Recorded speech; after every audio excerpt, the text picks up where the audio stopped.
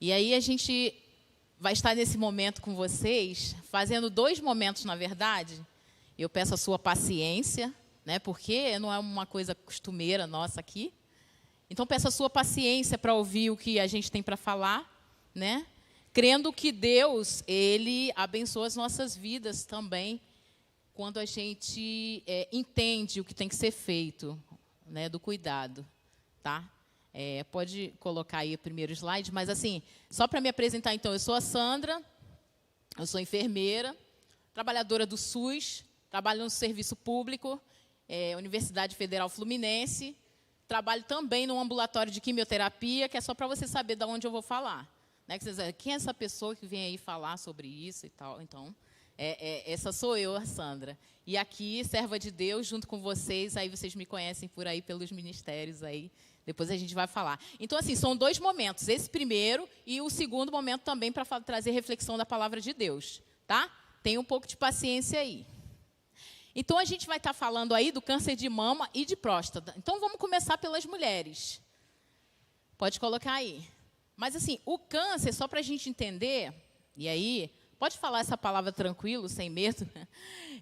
O que é o câncer? Só para a gente entender. É o crescimento desordenado das células que invadem tecidos e órgãos. Por quê?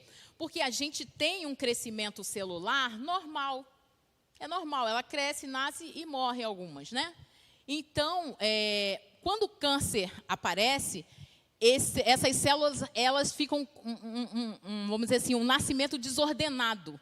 Elas se desordenam tanto que criam um tumor. É isso que acontece com o câncer.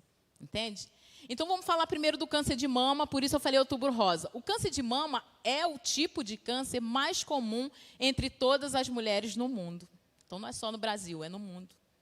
Né, estimativas aqui que eu coloquei, procurei ontem de novo para atualizar, apontam que 63 mil, vamos colocar assim, mulheres desenvolverão esse tipo de câncer entre os anos de 2020 e 2022. A gente está no meio dele, 2021, né? 2020 já foi isso aí, essa estimativa foi alcançada, infelizmente. Então, aí eu coloquei ali as mortes em 2019, que foi o último que eles atualizaram. 18.068 mulheres morreram de câncer de mama em 2019. E 227 homens. Para quem não sabia, câncer de mama também atinge os homens. Então, 227 homens em 2019, no país, a estimativa do INCA é do país, morreram de câncer de mama. Pode passar, por favor. Então, eu acho que é um cuidado que a gente tem que ter. Então, no Brasil e no mundo, é o tipo de câncer que mais mata mulheres. A gente precisa entender isso. Homens também podem ter câncer de mama? Sim, mas é 1%. Você vê ali, enquanto 18 mil mulheres morreram, 200 e poucos homens também morreram disso. Mas não deixa de ser um cuidado que nós devemos ter. Tá? Não deixa de ser um cuidado. Então, isso é importante para a gente entender. Então, tá, fatores de risco. Sandra, mas o que é fator de risco? Né? Isso é importante a gente entender, porque a gente ouve a palavra e às vezes não entende. É qualquer situação que aumente essa probabilidade de ocorrer a doença. Então, isso é um fator de risco. Então, aquilo ali, a gente botou comportamental e ambiental, porque é uma coisa que depende de nós. Nós podemos modificar aquilo ali. Então, fatores de risco que acometem o câncer de mama. Obesidade e sobrepeso. Opa, deixa eu me esconder aqui. Obesidade e sobrepeso. Vamos vigiar. Não fazer exercícios. Consumo de bebidas alcoólicas, coloquei que é para a gente conhecer e passar para os nossos amigos, né? Tabagismo, que é o que eu fumo, quem fuma, né, muito tempo, muitos anos, e exposição excessiva a raio-x, principalmente os trabalhadores e trabalhadoras. Né? Não é muito o risco aí no caso da exposição do raio-x, mas existe uma probabilidade. Tá? Então, para a gente entender, esses são os fatores de riscos que são modificáveis, o quê? Que a gente pode mudar. Mas existem alguns fatores que a gente não pode mudar, né? A não ser um milagre do Senhor nosso Deus, que Ele opera, claro, sempre opera. Pode mudar, Michel, por favor. Então, existem alguns fatores de risco, que aí é a história reprodutiva nossa, de hormônio, de tudo. Primeira menstruação antes dos 12 anos, não ter tido filhos, primeira gravidez depois dos 30 anos, não ter amamentado. Olha quanto é importante você amamentar, né? Que às vezes, não quero, porque isso e aquilo. Bom, já ouvi várias histórias, mas não vão entrar aqui nesse mérito. Né? parar de menstruar depois dos 55, né, aquela coisa bem tardia. Ter feito uso de pílula anticoncepcional por tempo prolongado, aí todo mundo, nossa, a maioria faz isso. Bom, enfim, é um estudo, né? A gente pode estar conversando com o médico e tudo, mas está lá nos fatores de risco. Ter feito reposição hormonal pós-menopausa, principalmente por mais de 5 anos. Aí você vê hoje, por isso que os ginecologistas quase não mais autorizam essa reposição hormonal como a gente queria. Porque a gente sabe que a menopausa faz tanta coisa com a gente, então uma reposição hormonal seria bom, ela ameniza. Então, hoje em dia, só em casos extremos de muita coisa é que o médico aconselha fazer essa reposição hormonal. Tá? Pode passar, Michel. Esse aqui eu vou passar rápido, que é só para a gente saber. Hereditário. Quem teve câncer de mama de mulheres antes dos 50 anos na família, quem teve câncer de mama em homens na sua família, ou câncer de ovário. Então, esses 3 tipos são fatores de risco, coisas hereditárias, né? Que teve câncer na família, aí a pessoa tem que ficar de olho. Aí vem o que eu acho que é principal, o ponto principal que a gente precisa entender do câncer de mama. Principais sintomas. Na verdade, tudo que eu falar de câncer de mama, isso aqui é o mais importante. Porque o resto, e claro, as coisas que eu falei que a gente pode mudar, o resto não tem problema. Principais sintomas, isso a gente precisa entender. Nódulo, caroço fixo e geralmente que não dói, indolor. Mudança na posição e formato do mamilo. Né? A gente vai estar falando algumas palavras que não é costume nosso, mas a gente tem que falar. Tá? Do mamilo, que é aqui, o bico do peito. Vamos falar assim numa linguagem bem comum. Vermelhidão ou aparência de casca de laranja na pele do seio. Né? Aí não posso mostrar uma foto, mas assim, tem um endurecimento, tem uma aparência mesmo de casca de laranja. Né? Saída de líquido espontâneo, você nem espera pela mama, né? Pelo mamilo no caso, isso também é um alerta. Caroços no pescoço e axilas. Então, são sintomas principais que aparecem. Na verdade, de todos aqueles, o que mais aparece é o primeiro. E, então, a gente tem que ficar de olho. Isso é importante. Ah, Sandra, mas apareceu isso, eu já vou ficar desesperada? Não.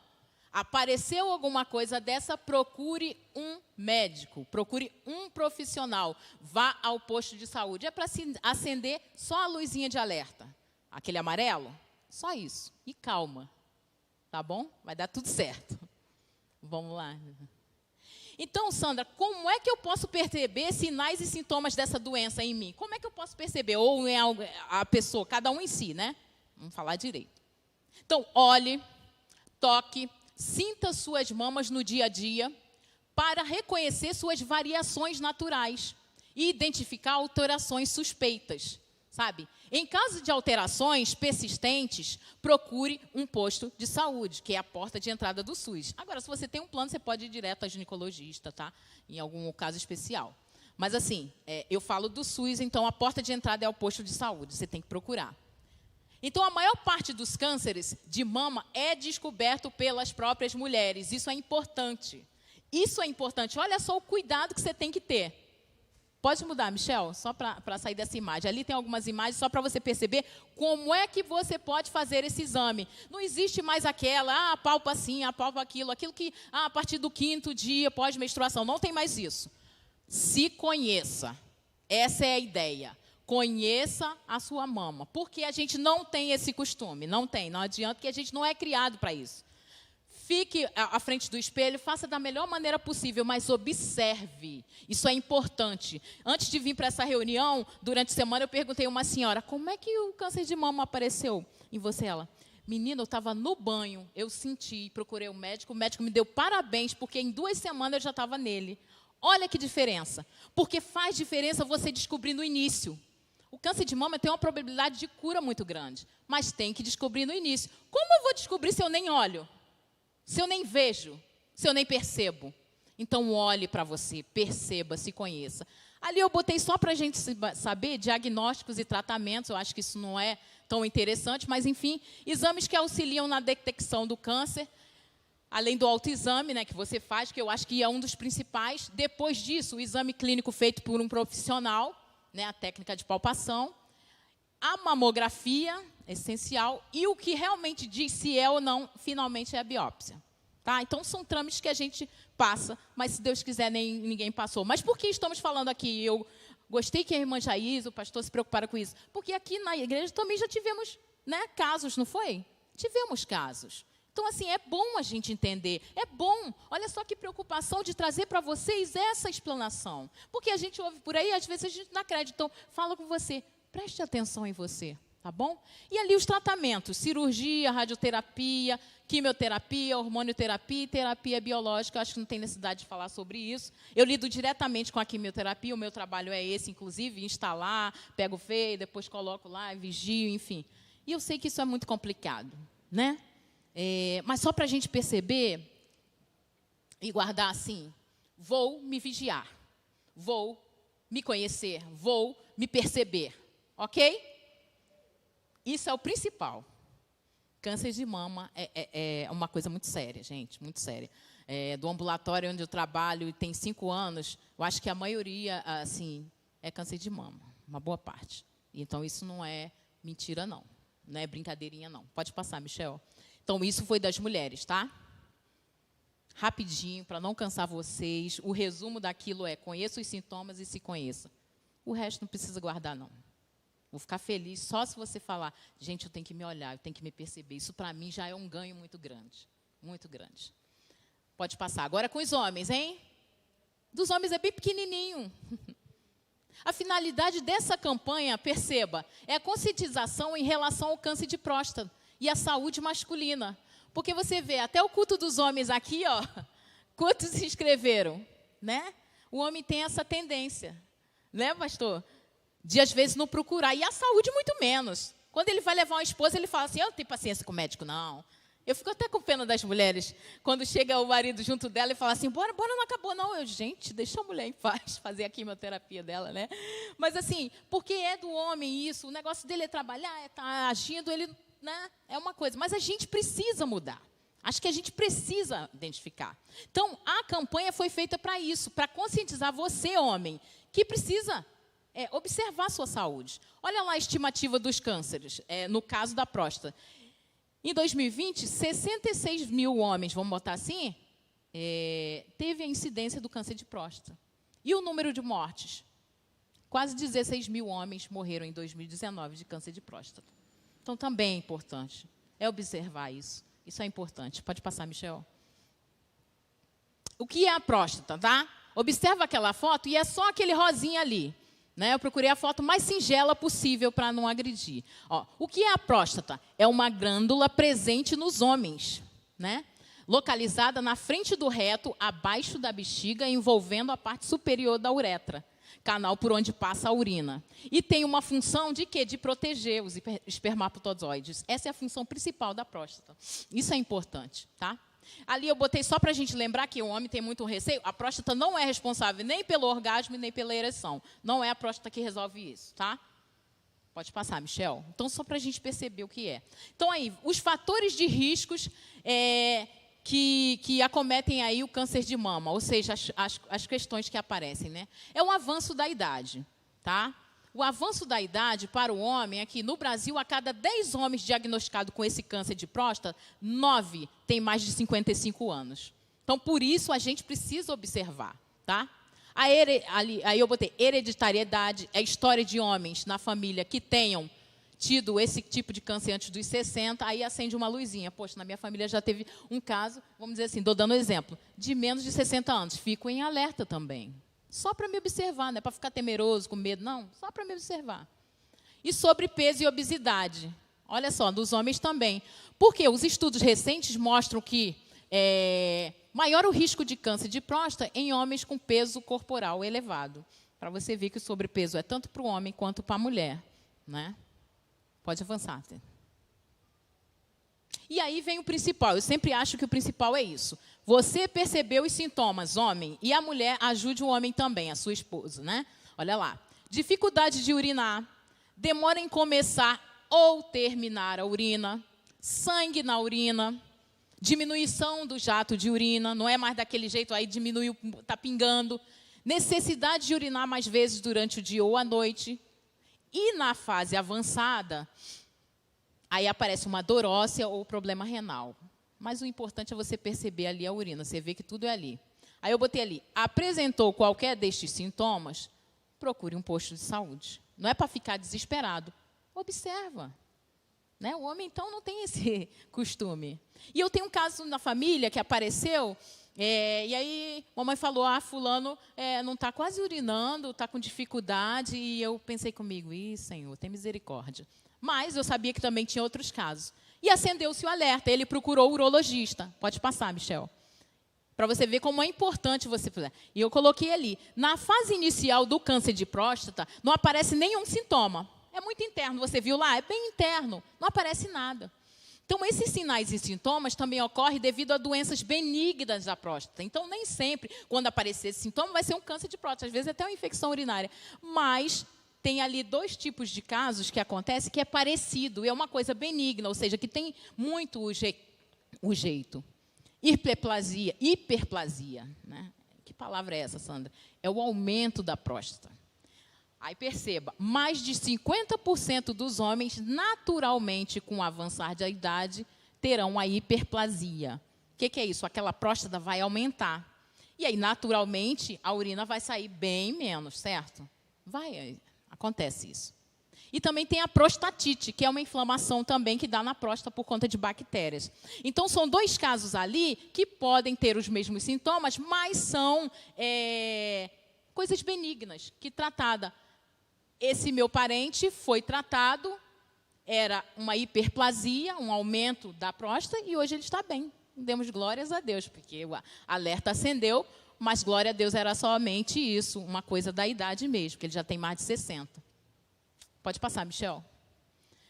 E aí, quais os exames usados para investigar o câncer de próstata? Né? A gente vai entender aqui aquilo que a gente já conhece. É o exame do toque retal, tão temeroso pelo homem, mas é usado para detectar nódulos ou endurecimento dessa próstata.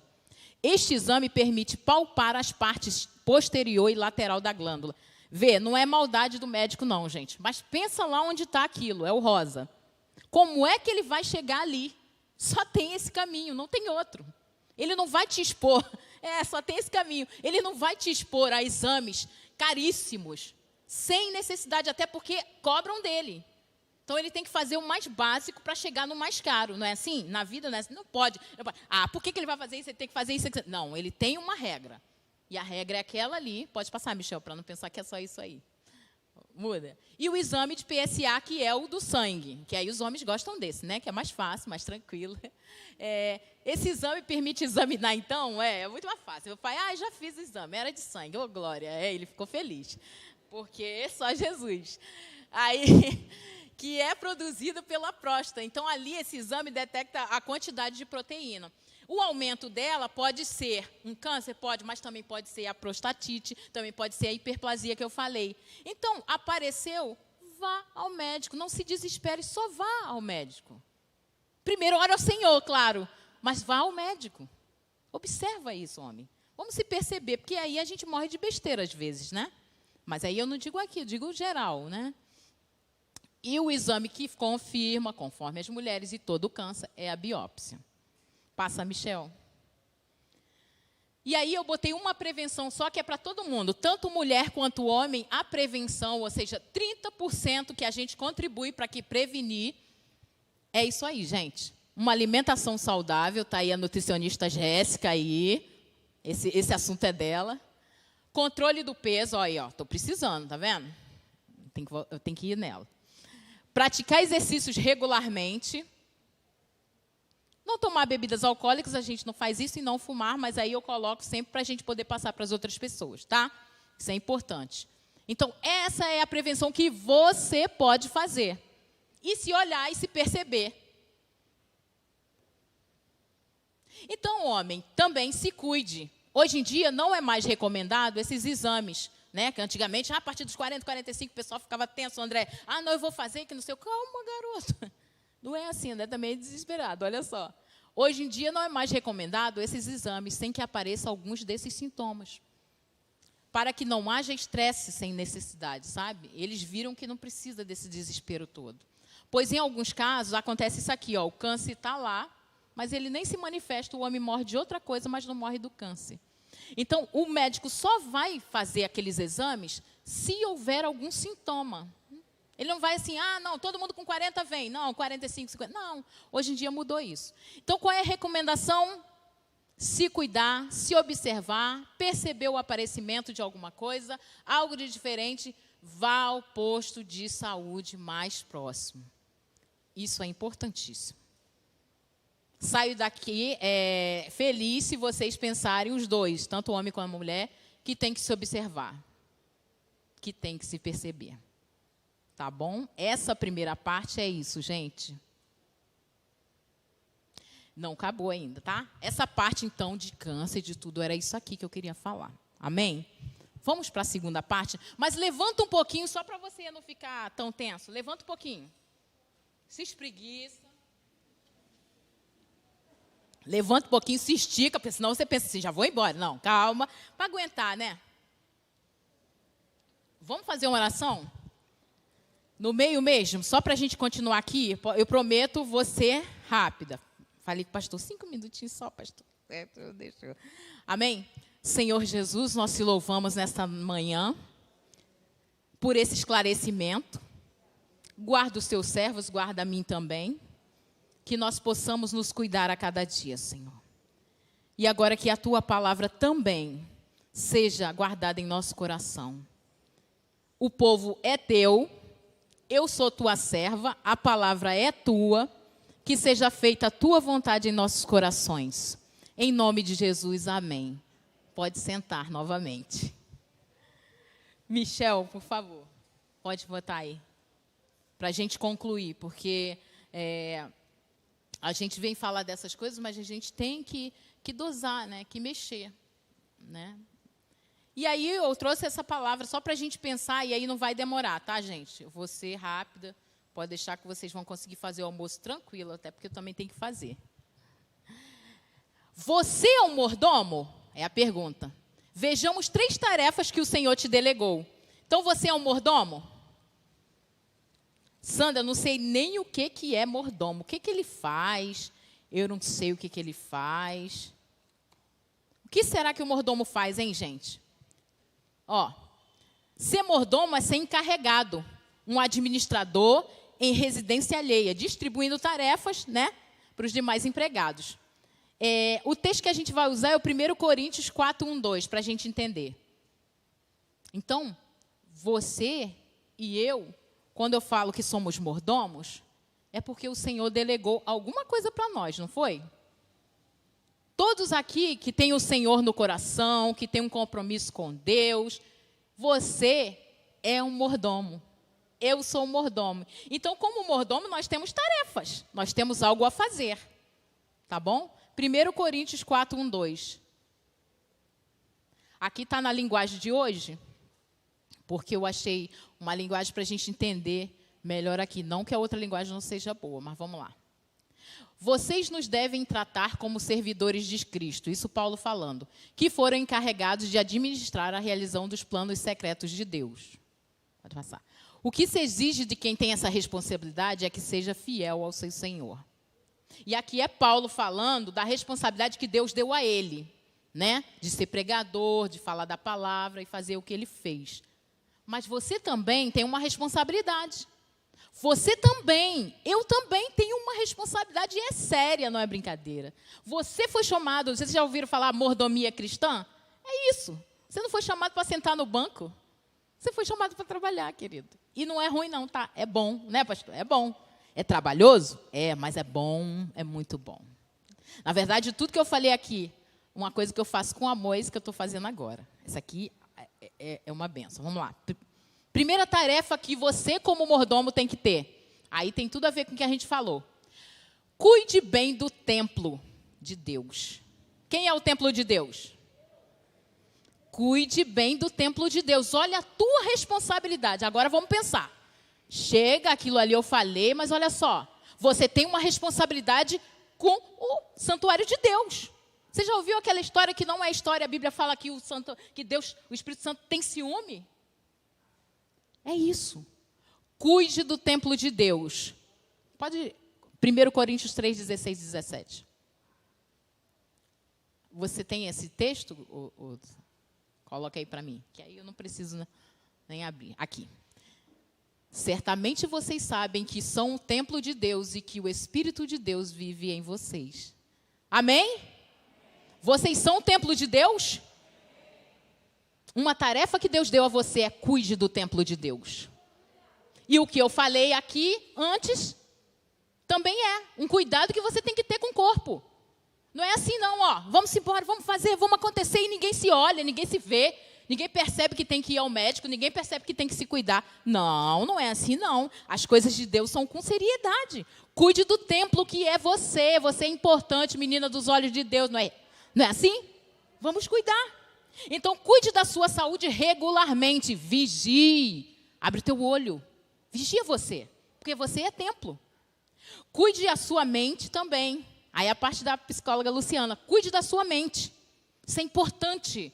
Pensa que isso é bobeira? Não, cuide da sua mente. Veja a pandemia, que estrago que fez com muitas mentes. E até hoje, de vez em quando para a ponte ali, vocês já viram? Por que será? Saúde mental. Mas eu não vou descrever muito para não perder tempo aqui. Mas cuide da sua saúde mental, tá bom? E cuide da estrutura do templo. Aí agora eu estou falando de templo, olha só. Seu exterior também é importante. Por quê? Pensa aqui na igreja. Esse templo aqui, pensa. Ele está ficando bonito, não é verdade? Ele já é uma bênção, mas está melhorando. Quando a gente mexe, não fica mais bonito? Não é bom a gente chegar num lugar bonito, arrumado? Aqui, estamos tentando melhorar, glória a Deus, e nós estamos contribuindo. Você é o templo de Deus. Precisa dar uma melhorada. O exterior também é importante. Você sabia? Por quê? Quando você vai pregar o evangelho, falar do amor de Deus, você vai com o cabelo todo bagunçado, sem tomar banho, sem botar desodorante? Então eu tenho que cuidar de mim, querido. Ó, lembra desse espelho que a gente ganhou aqui nas mulheres? A juventude já conhece. Ó, esse espelho aqui, ó, dá uma olhada. Dá uma olhada. Isso não é pecado, não. O templo de Deus tem que estar zelado. Cuide de você.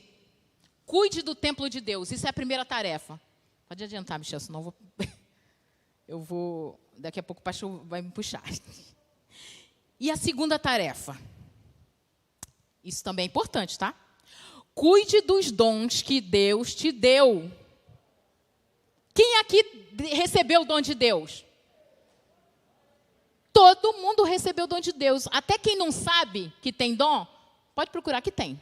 Pode procurar. 1 Pedro 4,10. Pode soltar, Michel, por favor. Servir uns aos outros, cada um conforme o dom que recebeu, como bons despenseiros da multiforme graça de Deus. Tá? Cuide do dom que Deus te deu. Tá? Com o fim de... a gente tem que entender que quando Deus te dá um dom, não é para tu guardar aqui não, ó. Ó, presta atenção, eu gosto de fazer isso para você entender. Ó, vamos dizer que esse seja meu dom.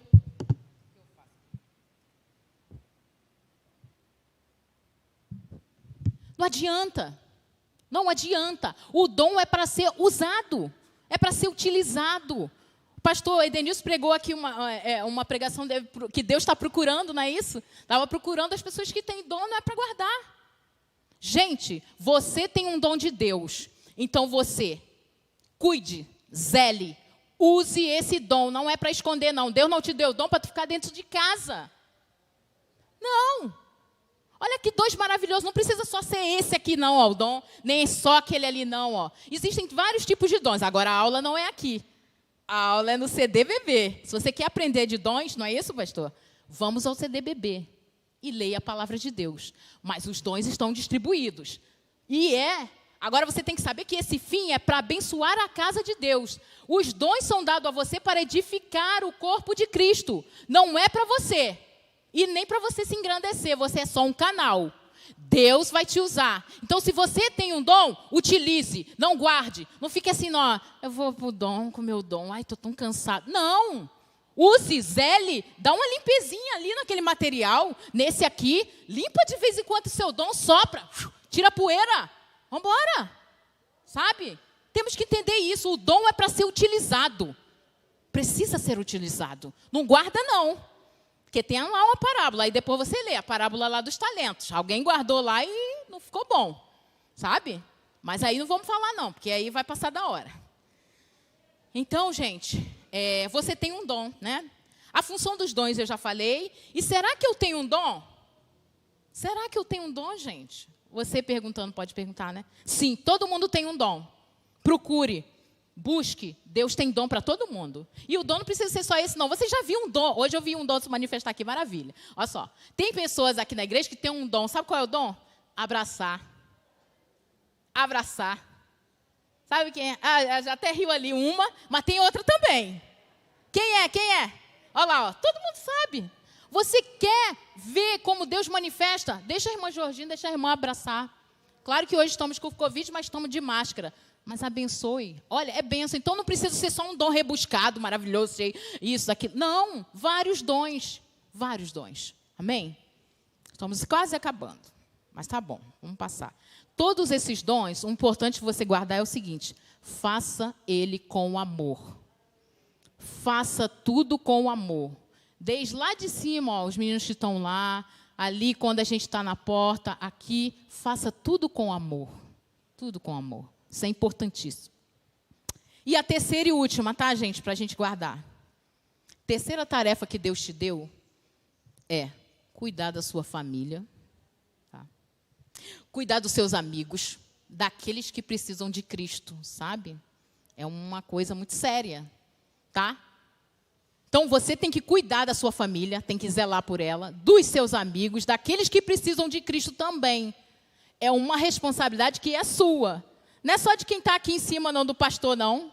Nem dos líderes de grupo de vida, nem das irmãs da oração, não. É todo mundo tem essa tarefa de cuidar do outro, do próximo. E quem é esse? É a sua família, é o seu amigo, é aquele que precisa de Cristo Jesus. Isso, a gente precisa zelar. Você é mordomo disso também. É uma responsabilidade que é sua, que é minha. Ah, não, só quero ver minha vida. Eu também já fui assim. Mas eu aprendi muito, muito mesmo. E principalmente no grupo de vida, eu aprendi muito, muito. Me ensinou demais a parar um pouco a minha vida e olhar para o lado, a olhar para o outro. Porque eu só olhava para o meu umbigo, até que Deus falou, não é assim não. Amém? Essas são as 3 tarefas que você, como mordomo, tem que ter. Cuide do templo do Senhor, é sua responsabilidade. Segundo, cuide dos dons que Deus te deu, não esconda, e aí você entende bem o que estamos falando. E 3, cuide do próximo. Cuide da sua família, dos seus amigos, daqueles que precisam de Cristo. Cuide. Trabalho tem para todo mundo. Mas às vezes, desse monte aqui, às vezes 10 estão trabalhando, se matando aqui. Com 5, 10 ministérios na mão. Gente, doe um pouco, procura um lugarzinho, sempre tem. Faça alguma coisa na casa de Deus. Aí eu sou tão tímida. Eu também sou um pouco tímida, fora daqui. Aqui eu estou embaixo da unção do Senhor. Quando eu saio daqui, eu sou normal. Ó, uma coisa que me ensinou a rir para os irmãos foi recepção. Eu nem sabia o que eu estava fazendo ali. Eu fui para ajudar meu esposo. Falei, vou lá com ele, para ele se enturmar.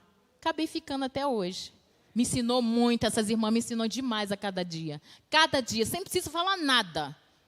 Só no abraço, só no riso. Eu mudei muito por conta dessas coisas. Eu aprendi muito. Eu aprendo muito com os irmãos. O GVC, que me atura aí já há um tempão, ainda estão aqui alguns hoje me ouvindo, é Deus trabalhando. Deus de misericórdia. E Deus cuida de você também. Então, cuide dessas 3 coisas que Deus te entregou. Amém? E aí, para a gente concluir, porque senão o pastor vai me pegar. Michel, até passei por todos os textos, mas bota esse texto aí, mas primeiro a conclusão. A conclusão. Estou fazendo bagunça com você, peraí.